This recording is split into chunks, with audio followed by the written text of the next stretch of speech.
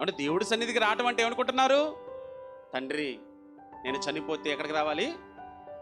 నీ దగ్గరికి రావాలయ్యా. రోగం వచ్చినోడికి డేట్ ఇస్తారు, తెలుసు కదా. ఒక క్యాన్సర్ వచ్చిన ప్రమాదాన్ని బట్టి వాడు ఎన్ని రోజులు బ్రతుకుతాడో చెప్పేస్తారు. ఇప్పుడు నీ ఆత్మ ఈ లోకాన్ని ఎప్పుడు విడిచి వెళ్ళిపోతుందో ఎవరు చెప్తారు?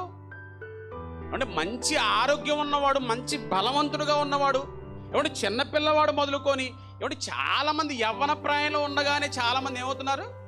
రోగంతో చచ్చిపోతున్నారా? రోగం రాకపోయినా చనిపోతున్నారు. అంటే ఆత్మ ఎప్పుడైనా వెళ్ళిపోవచ్చు, నిద్రలో వెళ్ళిపోవచ్చు, ప్రమాదంలో వెళ్ళిపోవచ్చు.